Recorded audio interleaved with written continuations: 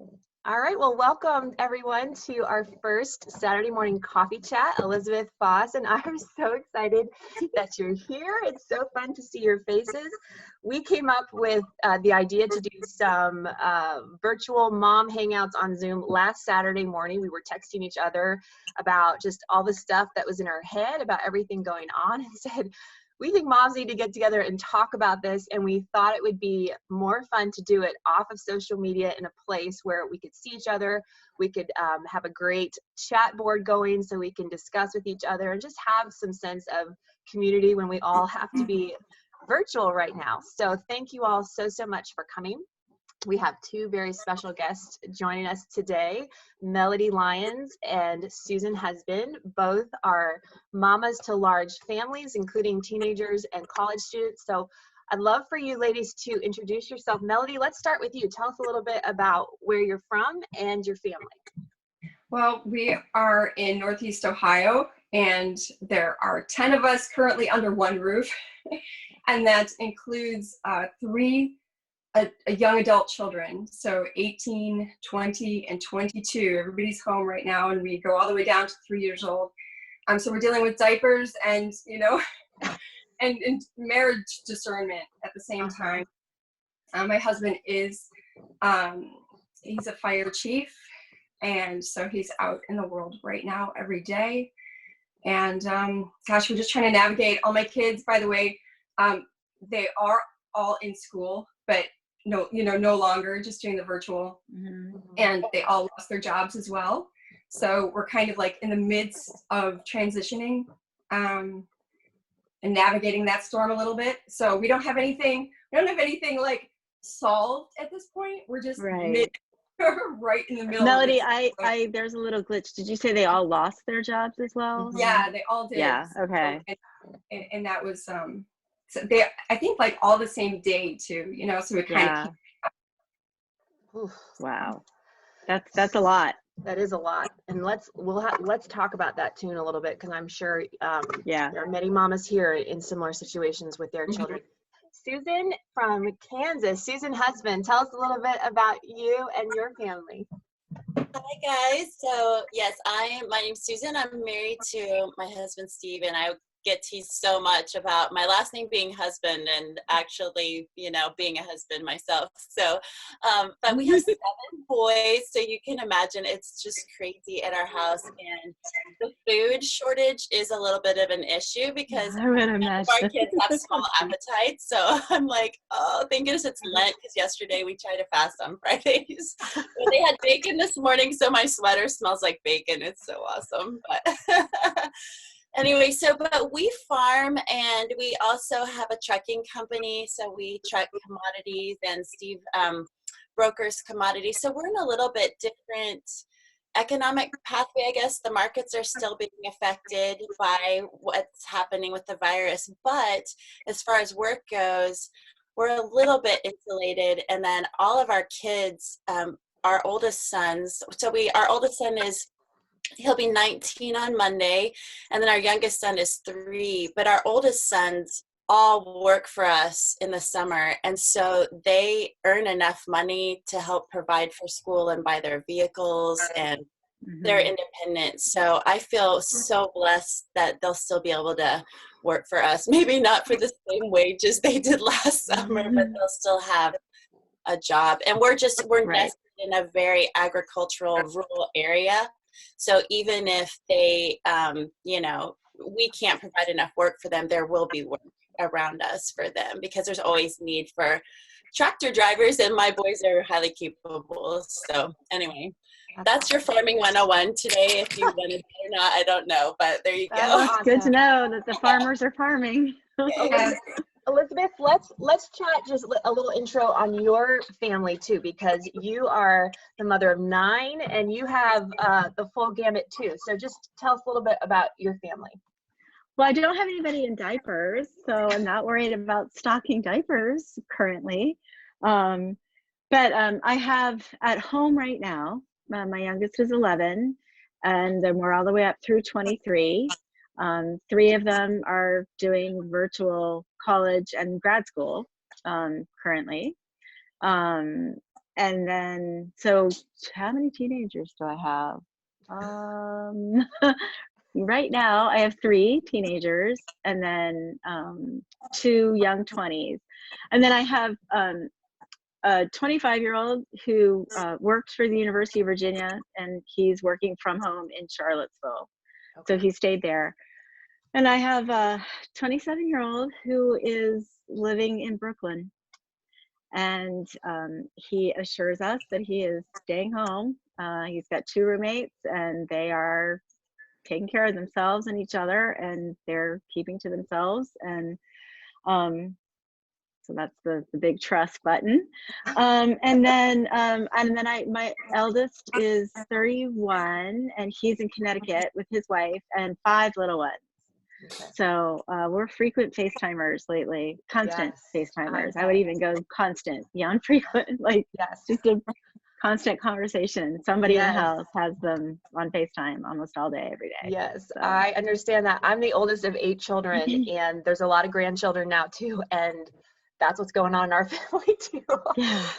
We're also scheduling cousin FaceTime sessions because they need to see each other. The kids, Right. the little ones, they Right. need to see their cousins.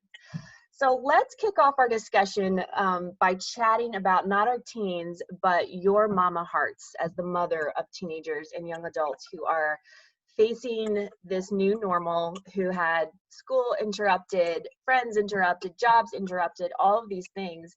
And we'll talk about ministering to their hearts and helping them navigate in a second. But Elizabeth, let's start with you, and then Melody and Susan, hopefully you can chime in and just share how you're doing with having your teens home and dealing with this. And mamas who are on the call, start a chat in the comments and share how you're doing too, because I think it's good and healthy to let it out a little bit of how you're doing as the mom of teens. So yeah. go ahead. So Stephanie and I talked about this just a little bit this morning, and I'm noticing in the last couple of days that a lot of the talk coming from in my messages and in my mail, and people who are excited about this Zoom conference in particular,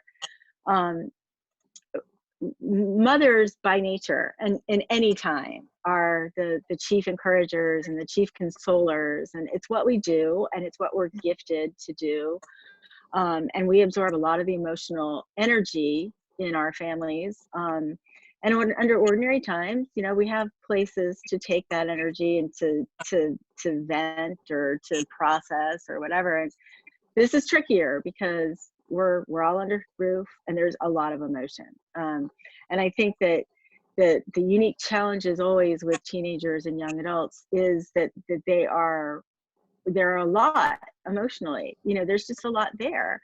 And right now, because they have lives and they've been out in that world that's shutting down, they all have unique disappointments, and straight up sorrow in some cases, and then worry.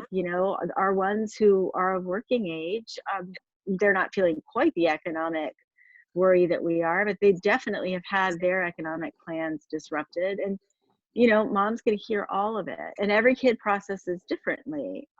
So what I'm hearing from a lot of mothers is, okay, I'm doing the best I can with this, and I'm taking it all in, but my regular sources of support for me are not the same either. Mike and I had a talk last night where I said, I want to be able to see the gift that this is. I don't think I really thought that there was ever going to be an extended period of time that the 6 are home right now.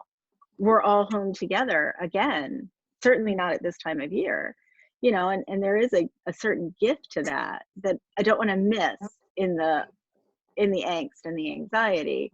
One of the moms I talked to yesterday said that her regular Bible study group became a Zoom group, and that they paused in what they had been doing and shifted to talking more about some of this stuff, with a biblical focus, and that there were a lot of tears in that Zoom meeting that night because they all needed someplace to do that.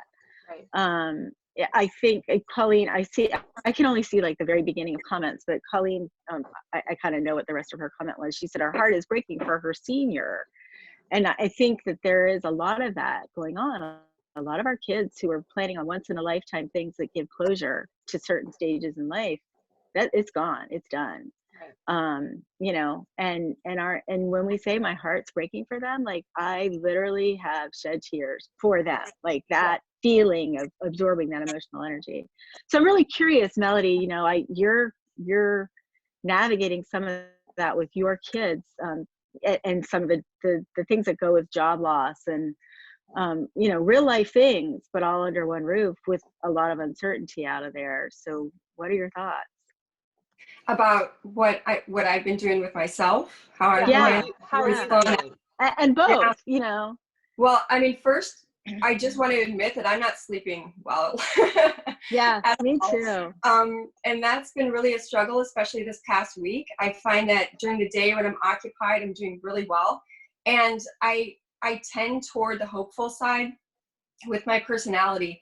By the time I get through the day and have seen, you know, news or social media, by the time I've really grappled with the fact that, you know, we couldn't find what we needed at the grocery store and had to make, you know, a lot of trips and then have to go again tomorrow, and just the little things, and hearing my children express their concerns or fears, by the time I hit bed, it's like, it's not happening, you know. It's all there and it doesn't have anywhere to go. Yeah.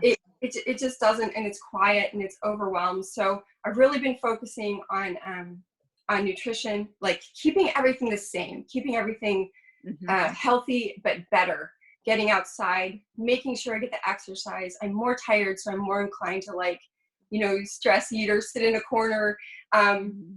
Really important to just maintain, like, focus very technically on what is healing for the body and the mind and the soul, and also doing that for my kids. And that, I think, makes such a difference between, like, spiraling out of control with a hopelessness or fear, and being able to maintain for ourselves and also for the family, and focusing on positive news, like really, really nurturing hope.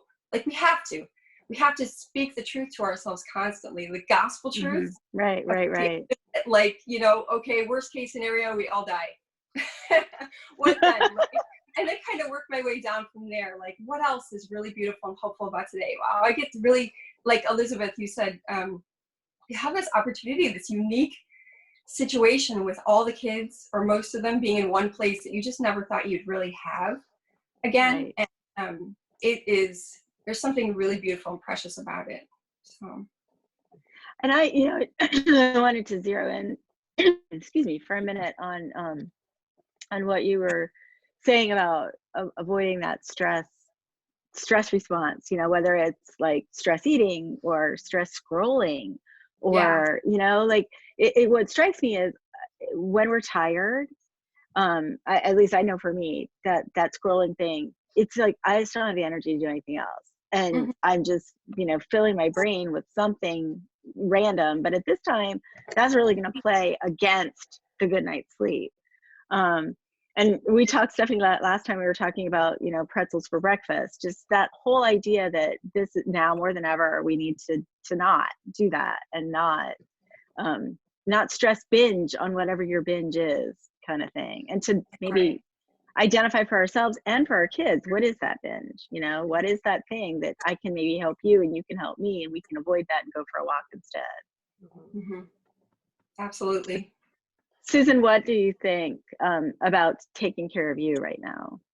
I just agree with everything that you guys are saying. I mean, well, my husband has been sick for almost 7 years with Lyme disease. And so I feel like my role and responsibility in our home it's not really changing. It's just like intensified as far as trying to order the way of health for our family. And, but like, just for me personally, I feel like because I think I live with all men and they can compartmentalize things, you know, and they can totally downshift their zone. And it's like things bounce off of them. And it's, you said it perfectly, Elizabeth, we absorb, you know, we absorb, we feel all the feels. And I'm like, sometimes, Lord, I just don't want to feel, you know, because it's stinking hard. And when the boys are looking at me like, what's the problem exactly here?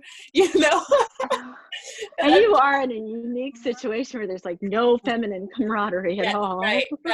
So for me, it is giving myself permission to cry. And I do a lot of crying in the shower.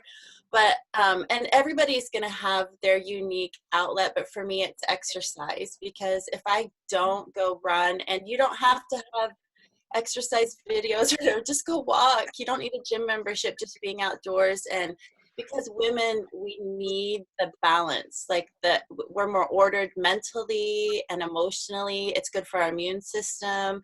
It just helps me to not be so commanded by my emotions. I can be more ordered and reasonable in, you know, my daily activities, and even in my response to my kids. If I've had some sort of exercise, even if it's like doing squats with my toddler while I'm, you know, whatever, stirring the pot, some kind of movement is really vital to me, because my boys they handle things pretty well, but I can, because boys tend to not show their emotions a lot, and they have a very hard time articulating.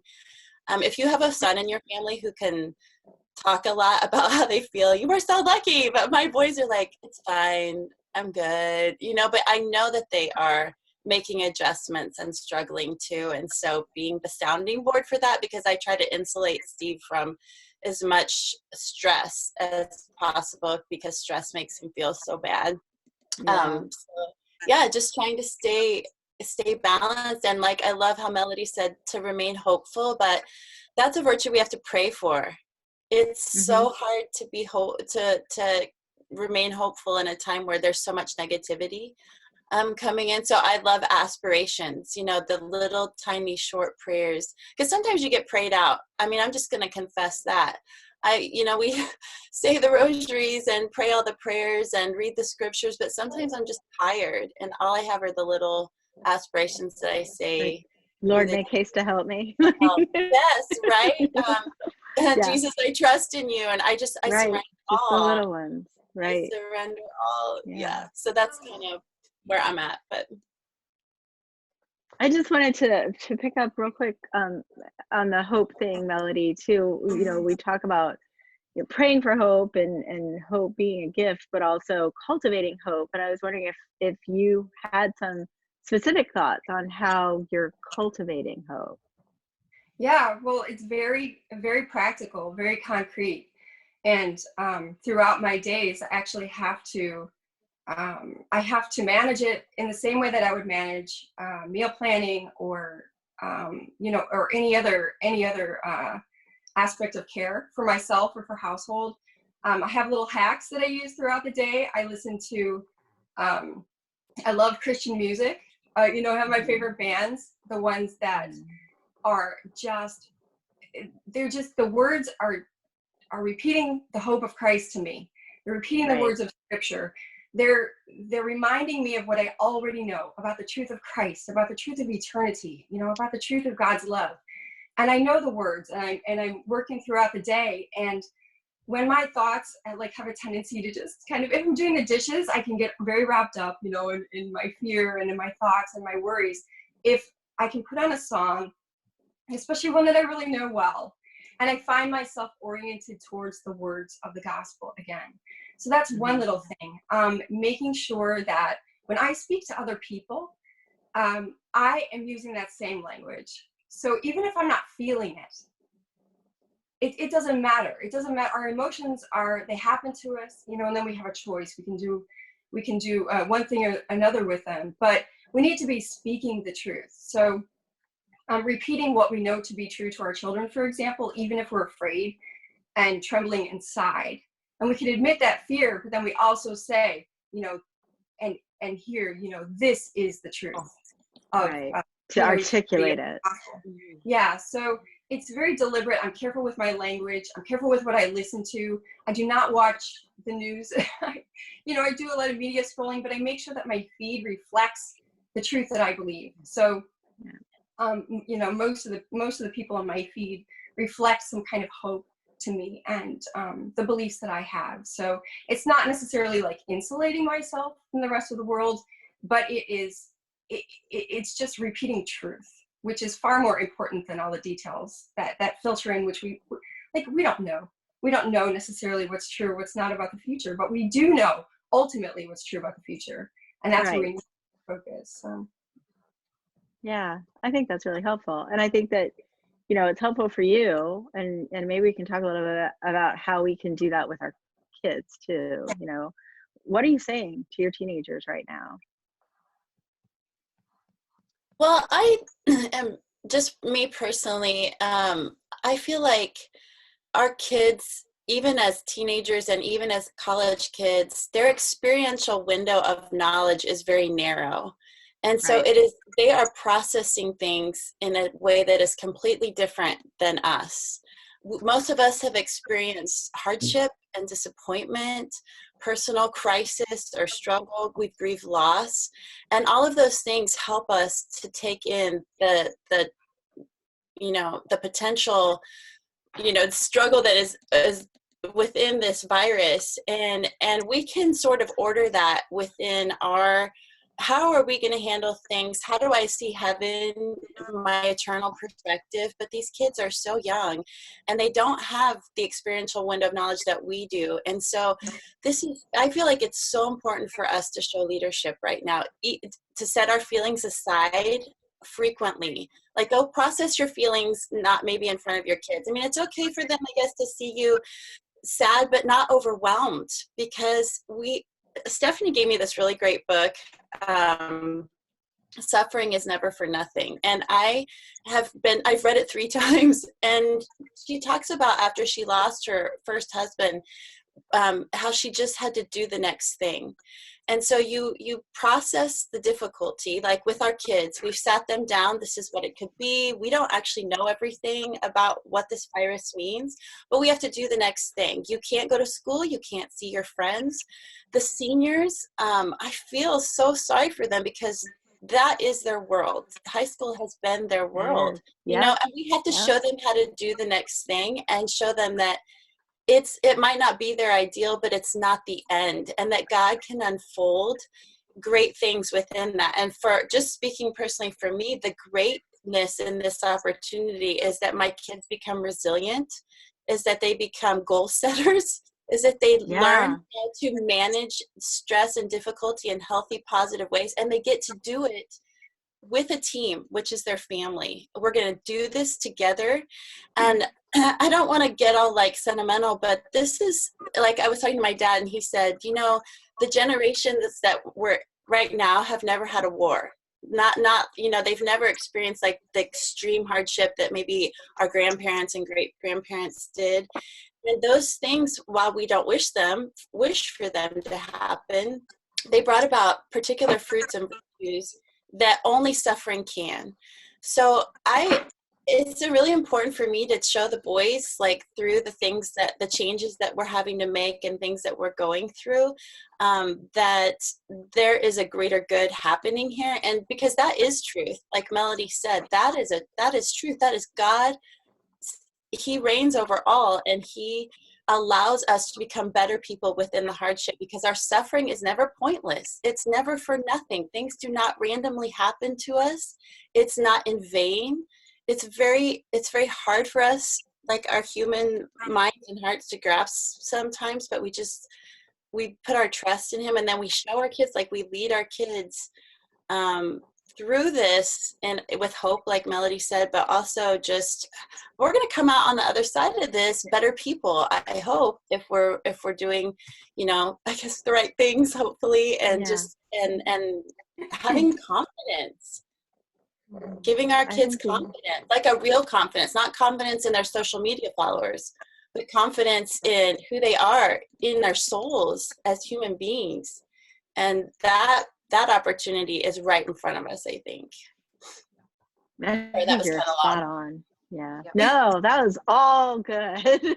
Thank you so much. I think that's so good. It's just so many nuggets of wisdom there to pull from, for sure.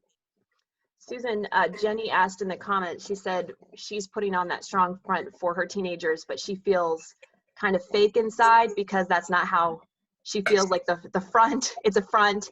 And do you have any, comments on that, of just maybe feeling a little bit fake with being that strong?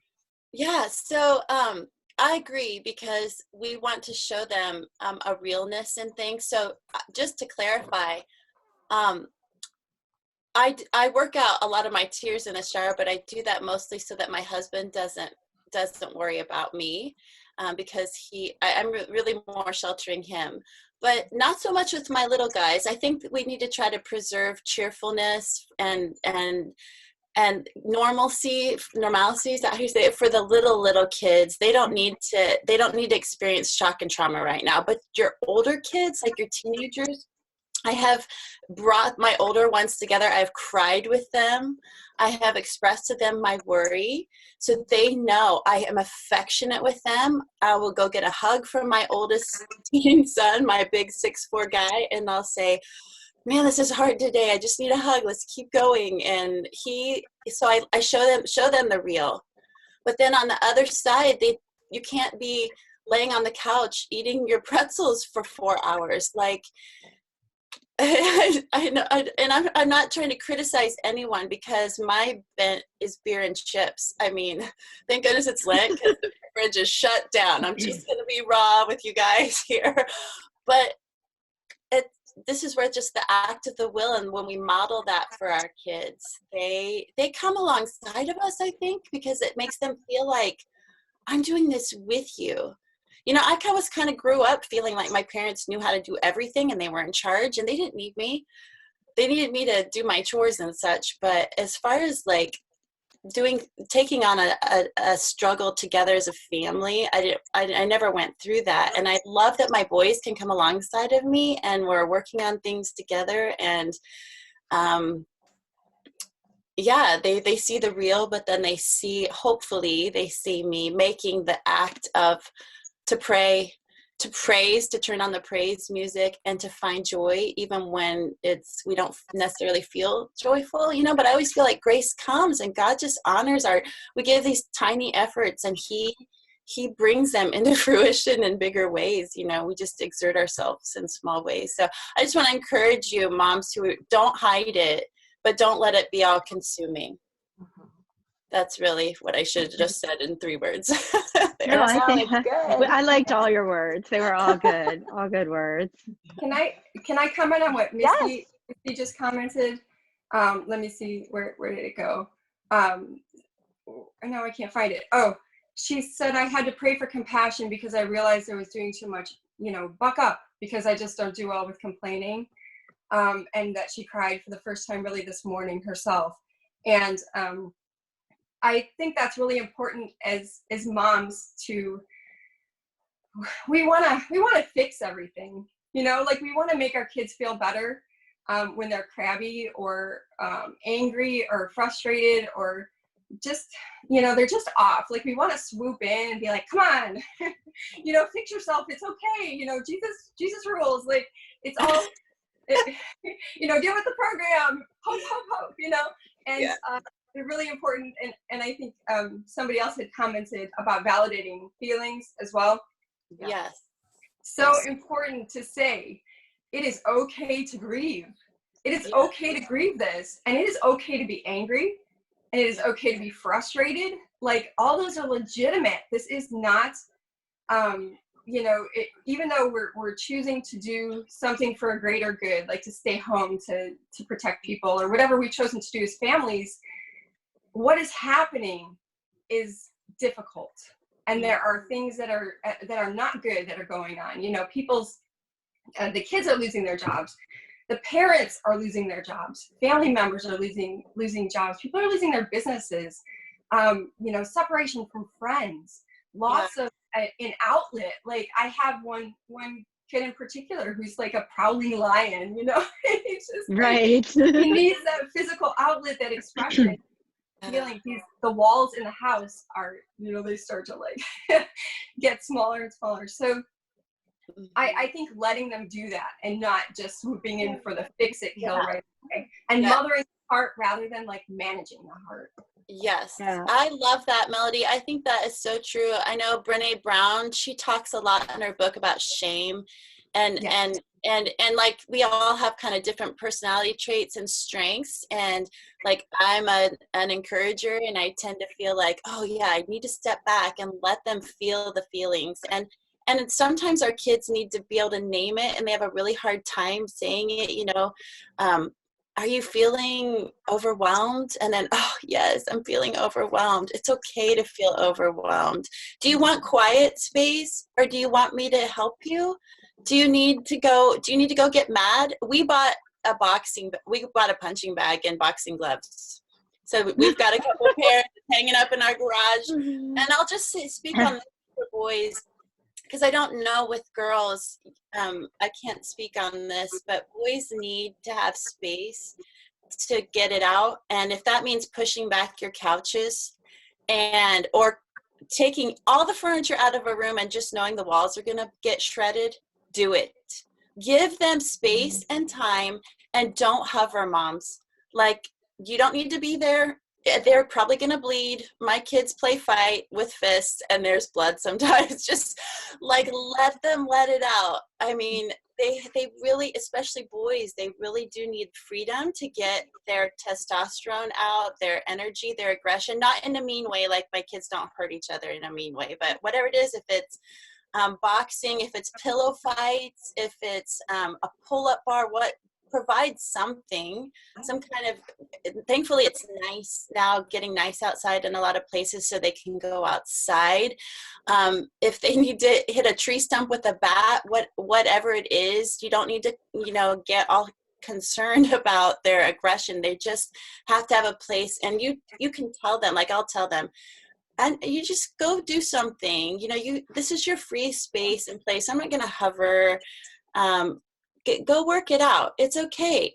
Like, even my older kids doing their weightlifting, because I know a lot of you guys probably have high schoolers who are not doing their high school sports now. Mm-hmm, And right. even for girls, that is like your kids who are in track or whatever, they come home more cheerful after sports practice because they've worked it out physically. So make sure you give your kids space and place to do that without hovering. So my daughter was saying yesterday, my youngest teen, she did a little FaceTime with a couple of little girls who were into ballerinas, and she has this beautiful tutu that we rented for the competition season that she'll probably never wear.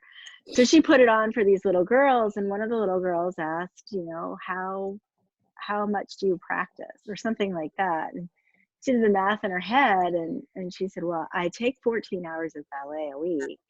And then I thought to myself, my gosh, she's just counting ballet hours, and started doing, what other dance she was doing. And I thought, this is a huge physical shock to her system, to go from that level of activity, physical activity, to being confined at home. And she's not alone. I mean, all these kids that have been running and jumping and playing and dancing and everything else in an organized manner, and now they're not doing it, and it's going to show up in their whole world, and every emotionally it's going to show up. If physical takes physical toll, we can't just sit around, because they can't, they need to do something. And ballet in my sunroom, where I've cleared furniture, is not going to cut it. She's going to need to start thinking about how else to be physical in the world, because as much as, and I think we said this last time, I've got 5 boys and 4 girls, and I feel like the boys live bigger in a house. Like, they are just more in a house physically.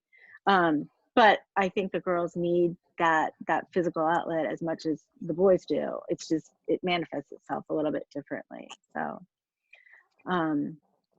let's talk a little bit about a teenager's rhythm of a day and routine, because I'm sure all 3 of you ladies are trying to work with your teens on, not being on the couch with scrolling their phone all day long now that they're all home. So let's talk about that. But first, I just want to welcome you all to ask questions.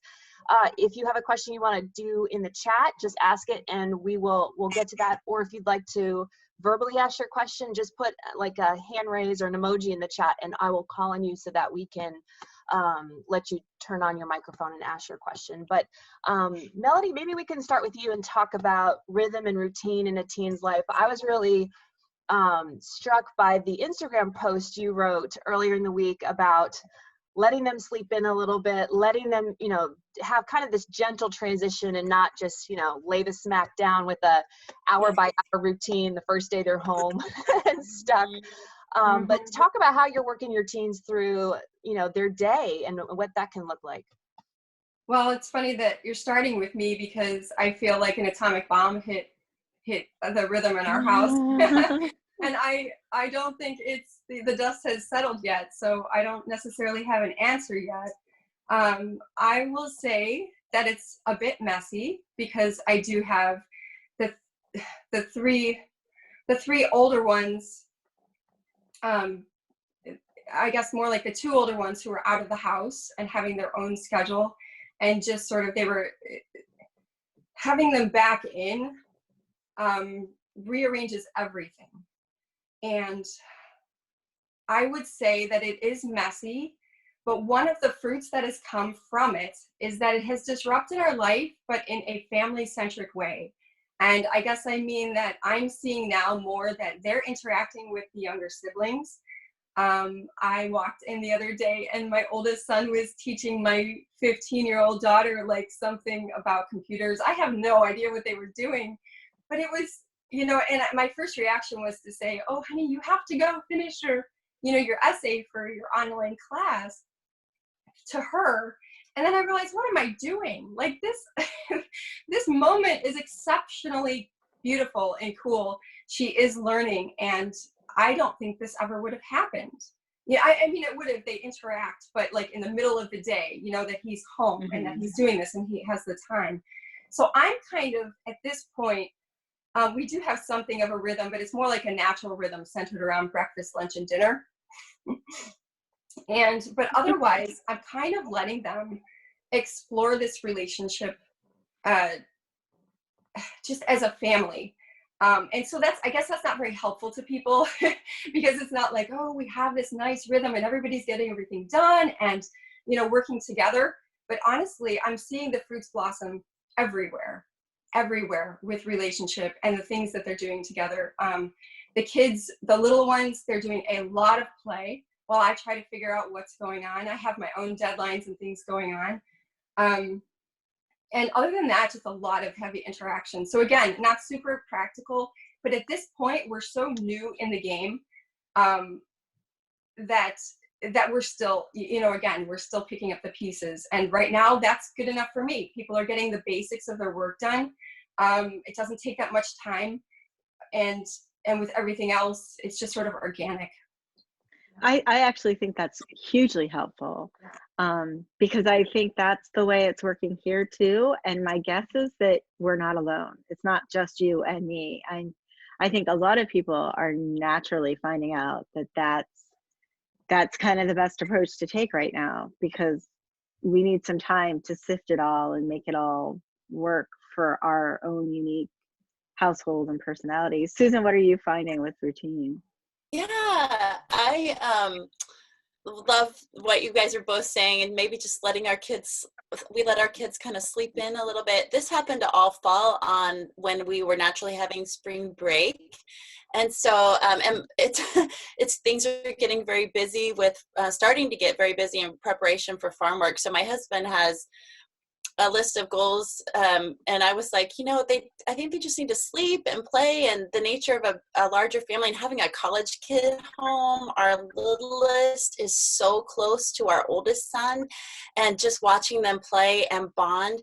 But I noticed it, and I kind of like liken this to the holidays where we've all enjoyed our treats and our movies, and then the new year hits and we all sort of crave structure. And so we're kind of coming on the end, we're approaching that right now. And so and this might not be for you guys, but if it helps some of you, one thing that we decided to do was just to goal set and to keep things simple and small, but giving each child a chance to say, we ask them, what are your goals for, maybe if you can do it by the week or by the day, whatever it is. So we're all kind of aware and helping each other. But then I want to encourage you moms, as much as you want to comfort your kids and make things as comfortable and happy for them as possible, stop doing all the work. That is Right, just for sure. stop doing all the work. Your kids are not going to get better or do better by sitting on the couch playing video games, watching movies, texting and FaceTiming their friends. There's zero growth happening there. So we have to kind of forward think for our kids, because maybe it's a comfort to us to see them just being pacified, but on the end of this, they're not. Is this how we want them to handle stress and difficult times as adults in the future? And so if our kids can't set a goal, we're trying to help them set some small goals. And then, like with my older kids, because I don't want to helicopter them, they are all either assigned chores, or we'll put the chore list out and everybody has to volunteer for what they will do. And instead of me just nagging them, I tell them the trash needs to be out by 4:00. Whenever you can work it in your schedule, George, that's awesome, but it's going to be out by 4:00. And if it's not out by 4:00, then you also get to do the dishes tonight and bathe the kids. Or if they have a screen and you're allowing some time, you lose screen time. You have leverage as parents, and we just do it in a loving way, just kind of matter of fact. But these little boundaries, like bumpers, we call them bumpers, like in the bowling alley, just kind of help them stay within the lanes. Oh, sorry. Sorry, my husband, he knows I'm not what he's doing. Oh, God, he's funny. Anyway, so just like, you're trying to keep the peace, but we tend to be workers as moms, but we need help, and your kids are going to push back. My kids hate folding laundry.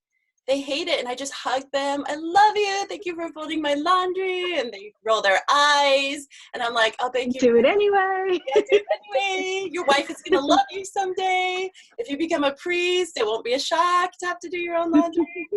Whatever it is. So I guess that's my encouragement, with some kind of schedule, some kind of goal setting, and then they need to help you run the house.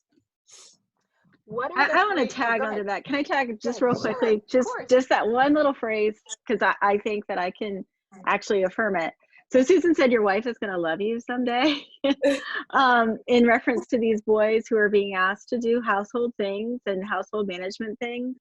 And we have always, once our kids, we take our teens grocery shopping with us, and then once they get their driver's license, we let them shop. For like, when my oldest got his driver's license, we had 8 kids at that point, so it was a family of 10, and he did it. And it was very matter of fact and very, of course you're going to go do this because it's what you do, and this is, that way you can take the car to art or whatever. And now his wife loves him for that. He is home with 5 kids and his wife, and together they are fully capable of meal planning and getting the shopping done under a crisis situation and thinking ahead towards what they need, and all those things. And I'm watching it just come to life in somebody else's home, and recognizing the value, even with boys, of just it. And insisting sounds really heavy-handed, but we have always said, this is your house too, and we're a big family, and we need everybody to chip in, and that's the way it has to be. And that's real life, and that's how they grow into real life grown-ups, because they know. My kids, as hard as it is for the ones that are out there on their own, I do know that they left here knowing how to take care of themselves. That is so encouraging. Thank you. Yes, it is. Somebody had posted over here about the kids pushing back and saying, like, kind of giving the attitude like it's your job, mom. And I get bent out of shape interiorly, but then I just have to like regroup and ask myself, and I pray for the words a lot, because sometimes things don't come out of my mouth right. And I know that I've lost my temper and been frustrated with my children. I have some boys, you know, you have different personality types in your house. Like I have some kids who are naturally pious. Like I have a son who would come home from school all day, have wrestling practice and 4 hours of homework, and he would offer to help me. Can I help you fold the laundry? Like it's 10:30 at night. He should be doing his homework. And, you know, and I'm like, I need like 6 more of those, not just one, you know? And then you have kids that it's like offering their left arm if you ask them to pick up a sock, you know, and they're just so dramatic and so like sometimes I just have to pray for the words, but I think like for me it's consistency. I have to be consistent, and then I also have to ask my husband, who sometimes isn't always tuned in because of his illness, but I will pull him aside privately and ask for help. Say, I know you probably don't notice this and that's okay, but I need you to come along beside me, or go to the boys separately and tell them, I'm your wife. Go to them and say, my wife, I love her. She's struggling. She needs your help. Come on, be a man, buck up and help. And that might take on a different tone if you have daughters. I don't know, because I don't have any. But I guess I would just say hold on to the future, because what they want right now is not most of the time what they need. So be ready for the pushback, and if I tell myself I'm ready for them to be frustrated or have attitude with me, then it's easier for me to take it on, and I just can continue to be gentle. But you also need to have some kind of system of consequence in place. Like this is just practical. Like the kids don't understand. You probably pay for their phones. You probably pay for their sports equipment. You probably pay for their sports enrollment. You pay for their food, and I just tell them, oh, you know what? I have no problems with you not eating. Look it up in Google. How many days can you go without food? Totally fine with that. I'll give you water. Water's good. You know, whatever it is. But just you have leverage over your kids, and you just tell them in a gentle way, I love you. I won't allow you to grow up and be a non-contributing human being. It's my job, and I have to answer to God, ultimately. I've got to answer to him. Yeah. So you might not love me right now, but I've got to say to God, you know, I tried to teach my children. So let's talk for a minute about food, because you just reminded me of a question that we had last time that we said we would get back to with the teens. We had a question last time from a mom who was really annoyed with the constant kitchen, dishes out, food all the time. And one thing that I, you know, I want you guys to chime in on, but I think it's really important right now with food and paper and all those things that are in short supply in our stores. I don't think it's at all a problem to tell our teenagers, okay, here's the deal. We have this food here, and that store is completely empty, and I don't know when it's going to be restocked. That is the truth. So let's be very careful stewards of the resources in our house right now, and I need you on that team 100%. Because I think about when, you know, Susan, you talked about generations past and our grandparents, and they grew up with this, you know, they reuse the aluminum foil mentality, and our kids don't know it. And I don't think it's a bad thing to bring them in to understanding that part of household management right now, because then we're going to get more intentional eating and fewer children, teenagers, like blowing the food supply out of the, you know, out of the water, which would be bad.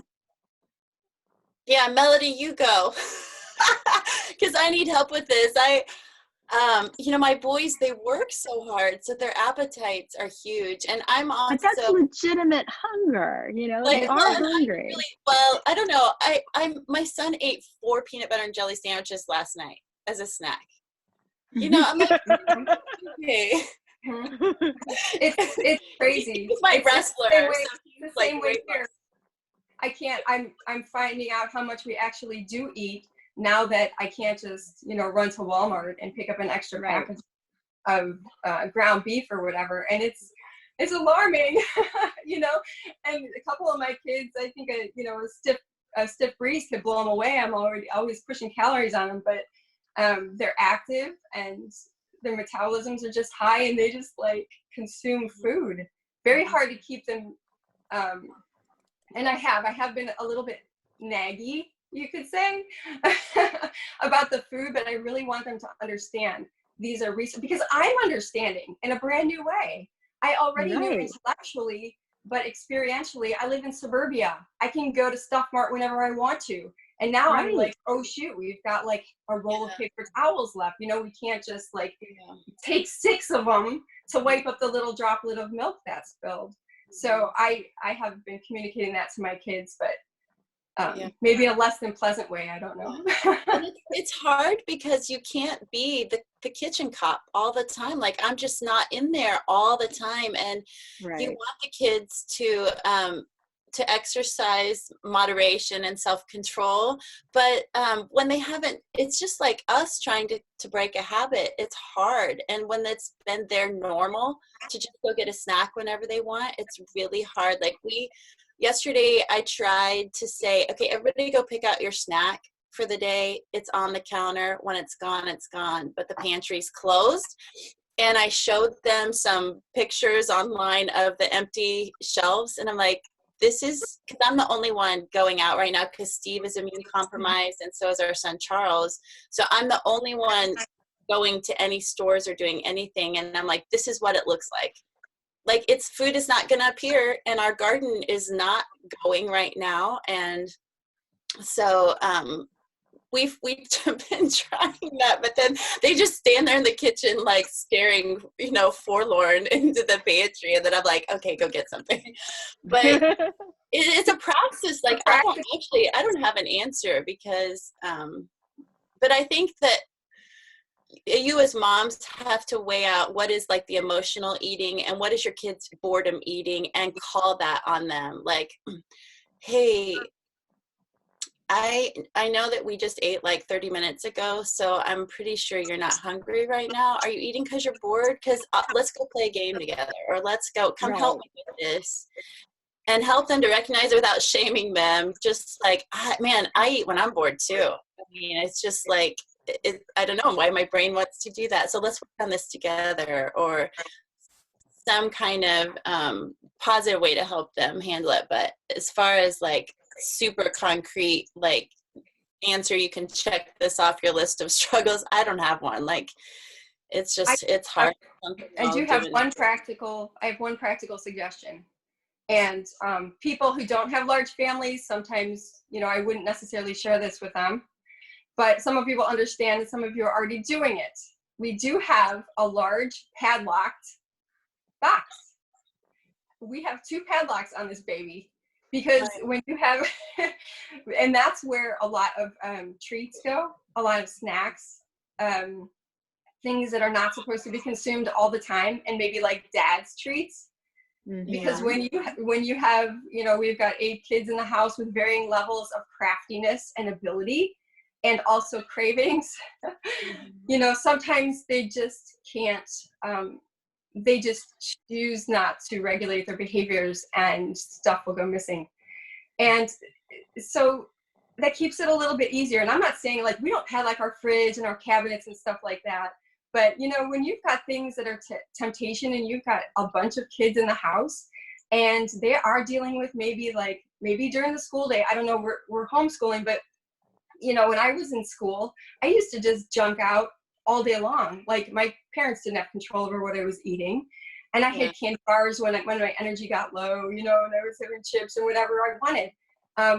At home, it's a little bit more controlled. If you don't want food eaten and you have that control, it's okay. It's okay to lock stuff down. It's okay to put stuff in your husband's car, and that's hiding spot. Have a hiding spot. Hiding spot. Yeah, that's awesome. I see over here, Mimi said, make sure your kids eat their whole meal. And one thing, I just totally agree with that, because sometimes kids will eat part of their plate, and then they want to get a snack later. So one thing that I realized that I was doing was I was putting too much food on some of my kids' plates. And so giving them portions that they will finish.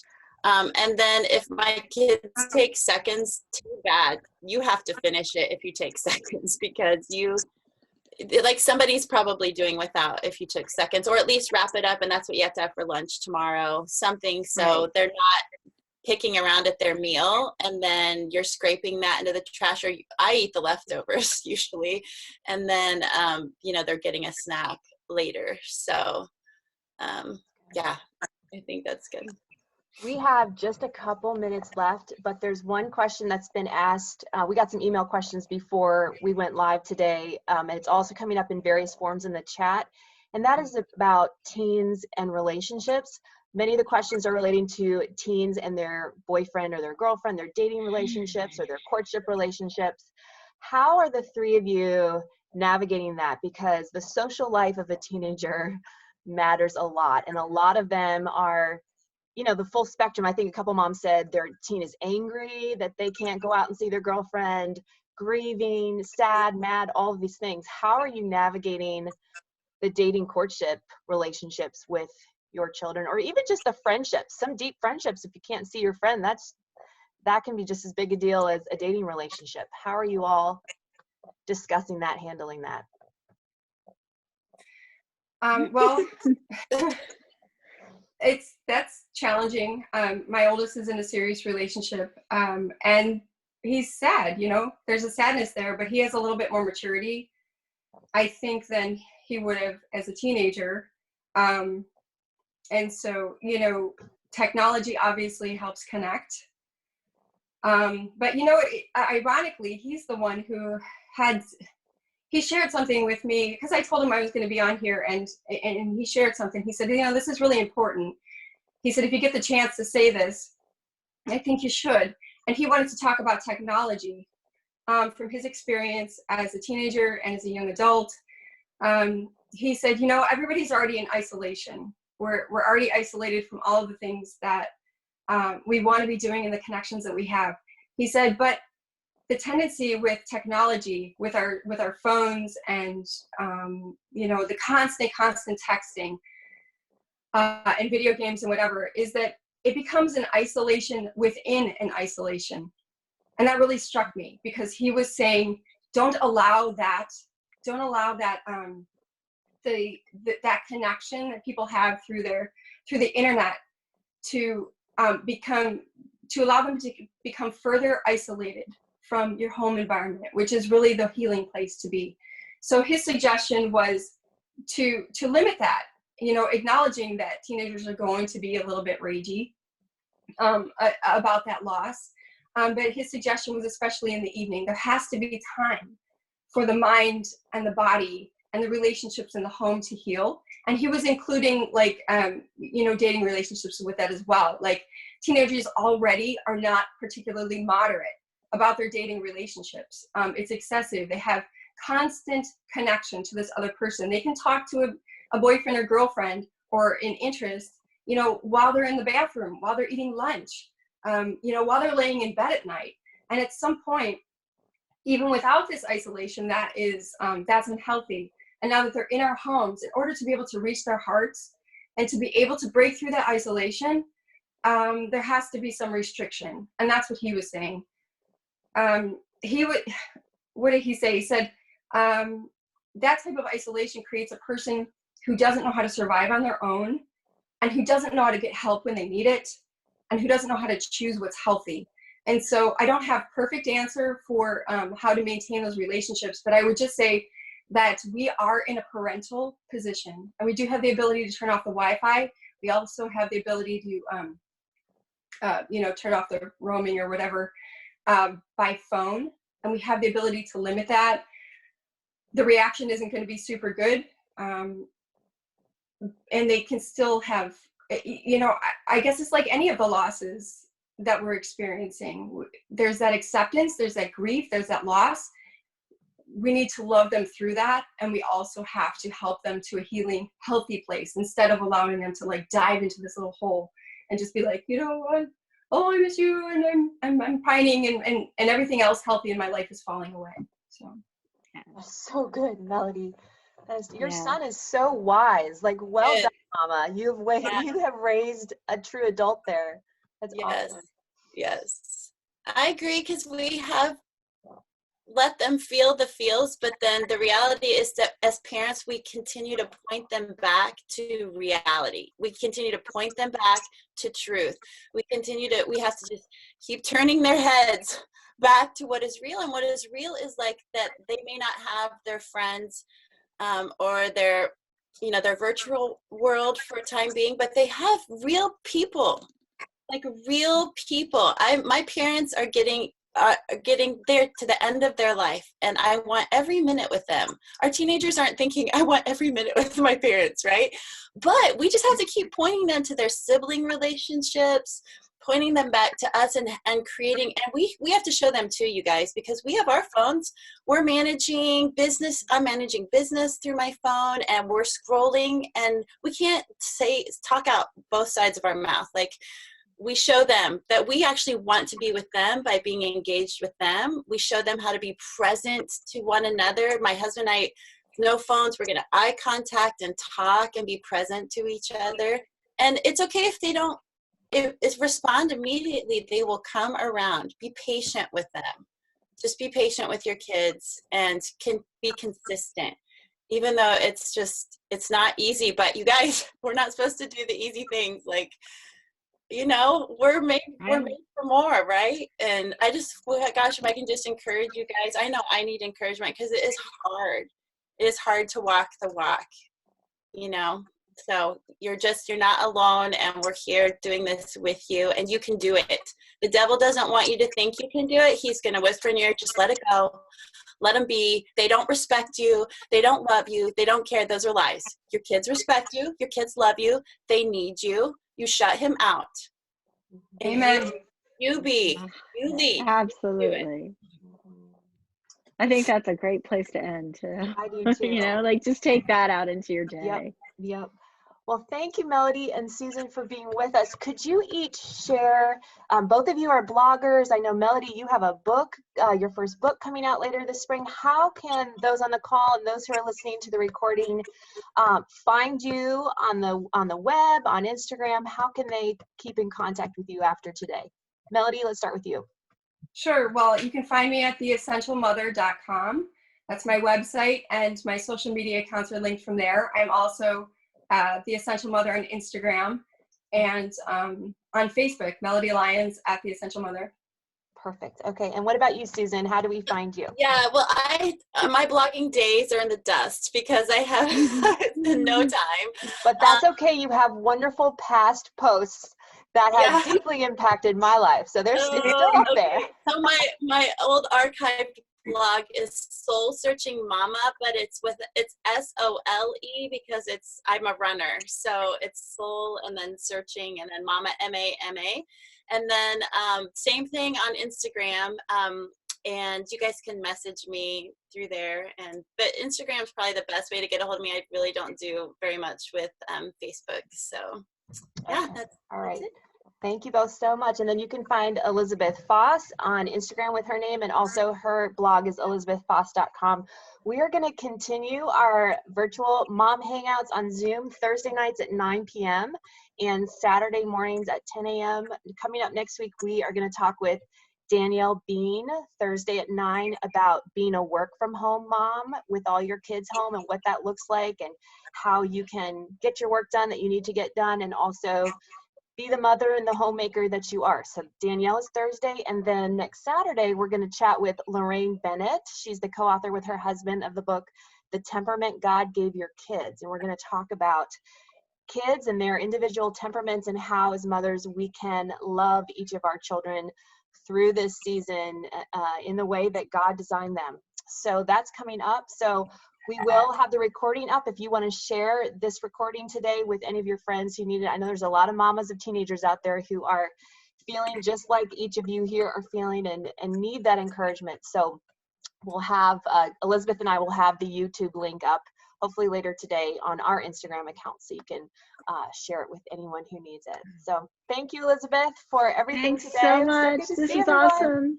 All right, Susan and Melody, thanks you. Thank Bye. you. Thank you. Bye-bye.